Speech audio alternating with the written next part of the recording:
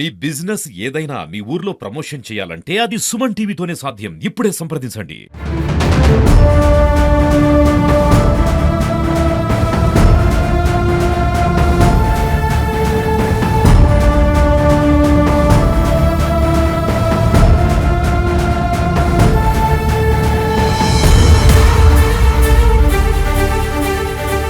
సూర్యాపేట జిల్లా వ్యాప్తంగా ఎడతెరిపి లేకుండా కురుస్తున్న భారీ వర్షాలకు వాగులు వంకలు ఉధృతంగా ప్రవహిస్తున్నాయి. ప్రమాదకర స్థితిలో వాగులు అన్ని కూడా ప్రవహిస్తున్న పరిస్థితి కనబడుతుంది. దాదాపు ప్రస్తుతం మనం మూసీ ప్రాజెక్ట్ వద్ద ఉన్నాం. మూసీ రిజర్వాయర్ 645 అడుగులు కాగా పూర్తి స్థాయి నీటి మట్టం జరుగుతుంది. దాదాపు హైదరాబాద్ లో కురుస్తున్న జంటనగరాల్లో కురుస్తున్న వర్షాలకు తోడు ఇటు బిక్కేరు ఉపనదులన్నీ కూడా వాగులు వంకలు అన్ని కూడా ఉధృతంగా ప్రవహించడంతో ఆ నీరంతా వచ్చి మూసీ నదిలో చేరుతుంది. దాదాపు 30,000 క్యూసెక్లకు పైగా వరద నీరు మూసీ నదిలో చేరుతూ ఉన్న పరిస్థితి కనబడుతుంది. దీంతో ప్రమాదకర స్థితిలో మూసీ రిజర్వాయర్ అయితే చేరిందని చెప్పుకోవచ్చు. దీంతో వచ్చిన నీటిని వచ్చినట్లుగానే దాదాపు 7 గేట్ల ద్వారా 20,000 క్యూసెక్ అన్నింటినీ దిగువకు వదులుతున్నారు. దీంతో లోతట్టు ప్రాంతాలను కూడా పూర్తి స్థాయిలో నీట ముగిన పరిస్థితి కనబడుతుంది. ప్రస్తుతం మనం మూసీ రిజర్వాయర్ చూడొచ్చు.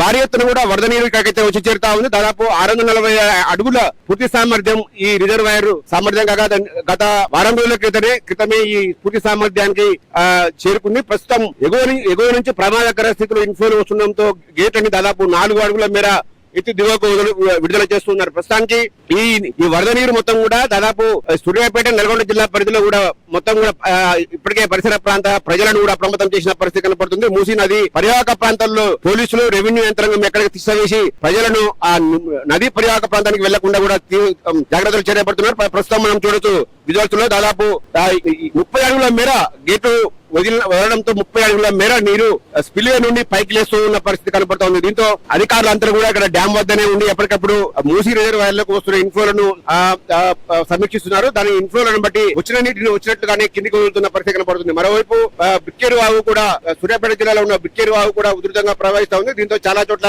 వాగులు చెరువులు కూడా పూర్తి స్థాయిలో నిండి అలుగులు పోసడంతో రహదారులపై కూడా నీళ్లు వస్తున్న పరిస్థితి కనబడతా ఉంది. మొత్తంగా చూసుకుంటే సూర్యాపేట జిల్లాలో గత సాయంత్రం నుంచి కురుస్తున్న భారీ వర్షానికి ఇంకా ప్రస్తుతం కూడా ఎడతెరిపి లేకుండా వర్షం కంటిన్యూగా కురుస్తా ఉంది. ఈ వర్షం మరో రోజు కూడా చేరుకునే అవకాశం మరో 2 రోజులు కూడా ఉండడంతో అధికార యంత్రాంగం కూడా మొత్తం అప్రమత్తమై ఉన్న పరిస్థితి కనబడతా ఉంది. ఎక్కడ ఎటువంటి అవాంఛనీయ ఘటనలు జరగకుండా ఎక్కడికక్కడ అధికారులు మొత్తం ఈ రోజు ఆదివారం అయినప్పటికీ కూడా అన్ని డిపార్ట్మెంట్ సంబంధించిన ప్రభుత్వ యంత్రాంగానికి సెలవులు రద్దు చేసినట్టు కూడా కలెక్టర్ ఆదేశాలు జారీ చేశారు. దీని ప్రకారం ఎక్కడికక్కడ అధికారులు మొత్తం అప్రమత్తంగా ఉన్న పరిస్థితి కనబడతా ఉంది. ఇది సూర్యాపేట జిల్లాలో వరదలకు సంబంధించిన అప్డేట్.